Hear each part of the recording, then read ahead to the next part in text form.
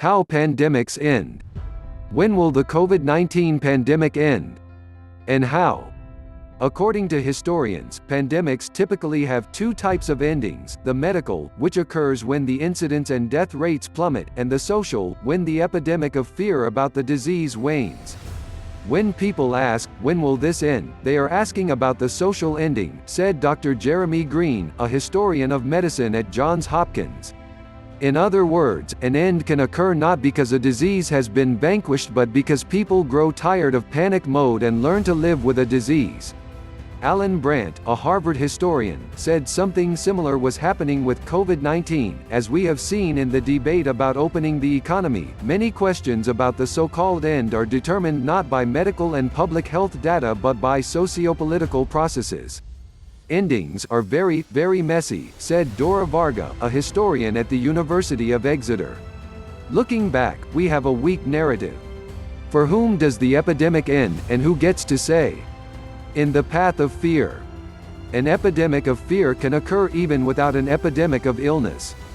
Dr. Susan Murray, of the Royal College of Surgeons in Dublin, saw that firsthand in 2014 when she was a fellow at a rural hospital in Ireland.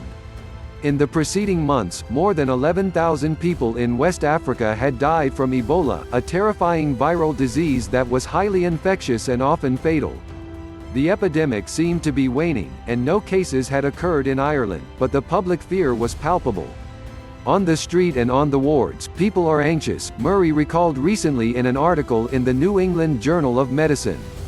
Having the wrong color skin is enough to earn you the side eye from your fellow passengers on the bus or train.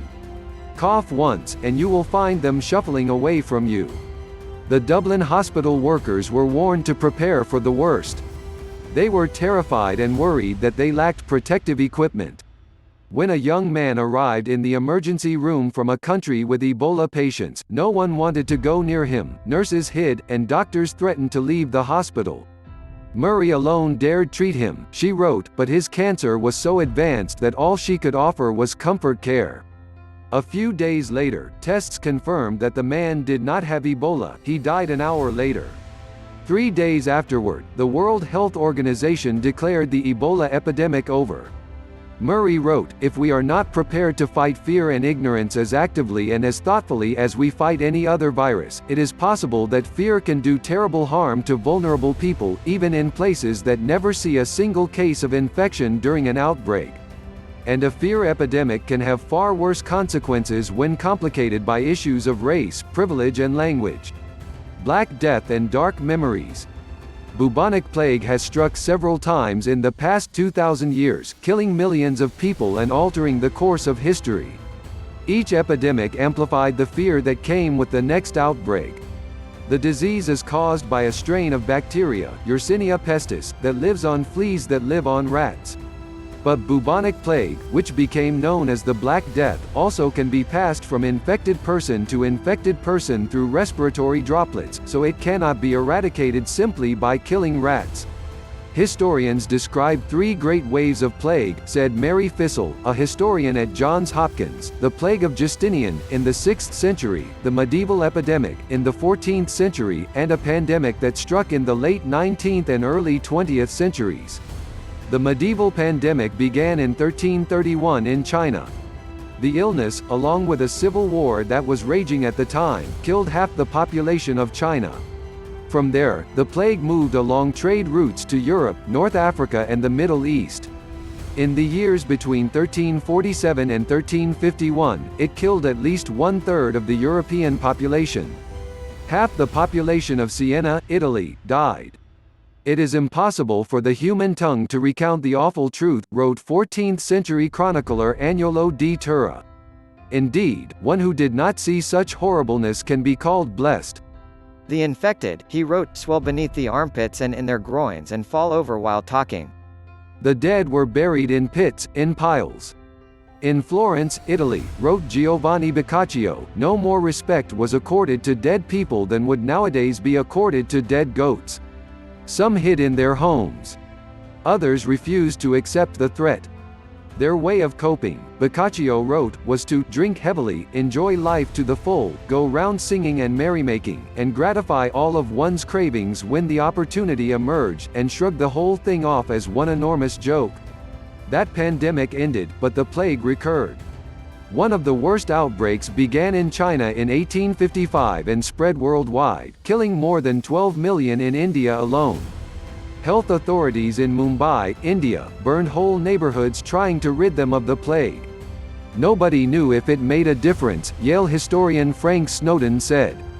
It is not clear what made the bubonic plague die down. Some scholars have argued that cold weather killed the disease-carrying fleas, but that would not have interrupted the spread by the respiratory route, Snowden noted. Or perhaps it was a change in the rats. By the 19th century, the plague was being carried not by black rats but by brown rats, which are stronger, more vicious and more likely to live apart from humans. You certainly wouldn't want one for a pet, Snowden said. Another hypothesis is that the bacterium evolved to be less deadly.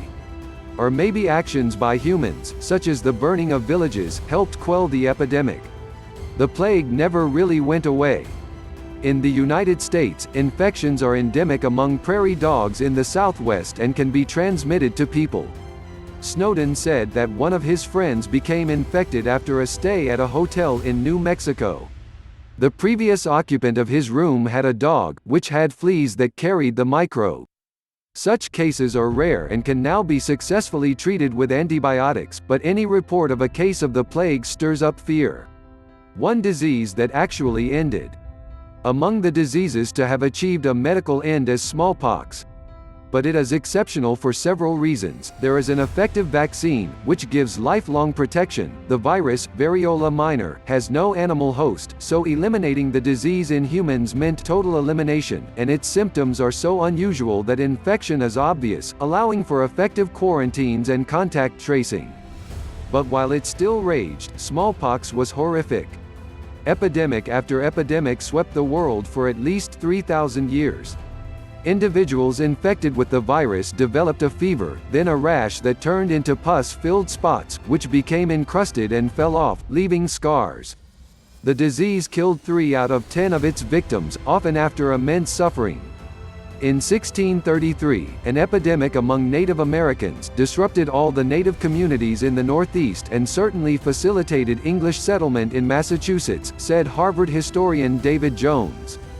William Bradford, leader of the Plymouth colony, wrote an account of the disease in Native Americans, saying the broken pustules would effectively glue a patient's skin to the mat he lay on, only to be torn off. Bradford wrote, when they turn them, a whole side will flay off at once as it were, and they will be all of a gore blood, most fearful to behold.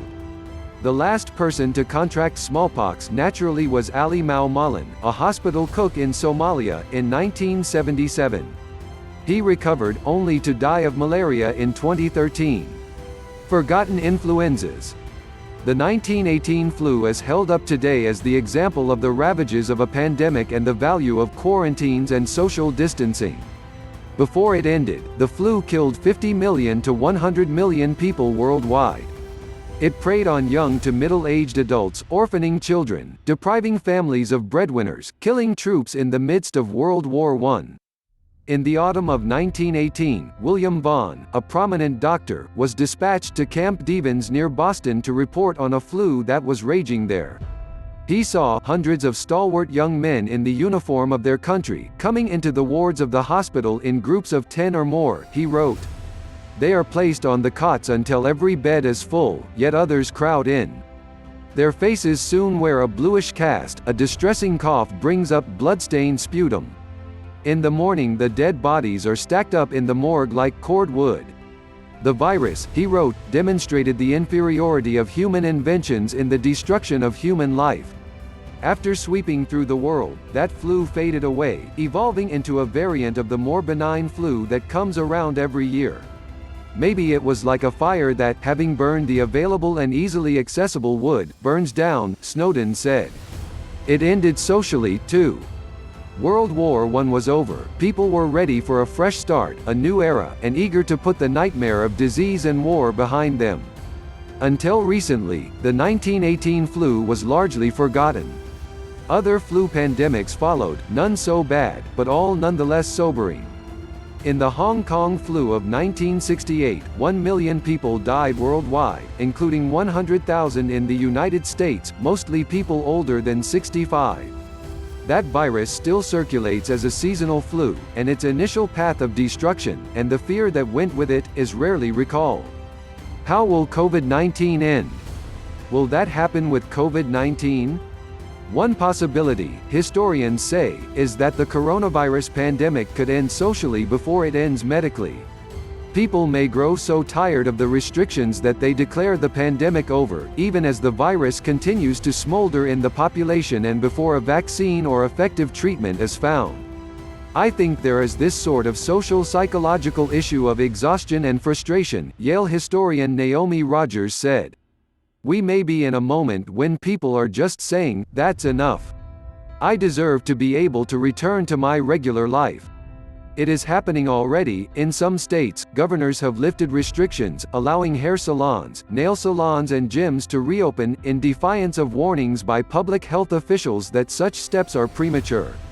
As the economic catastrophe wreaked by the lockdowns grows, more and more people may be ready to say, enough.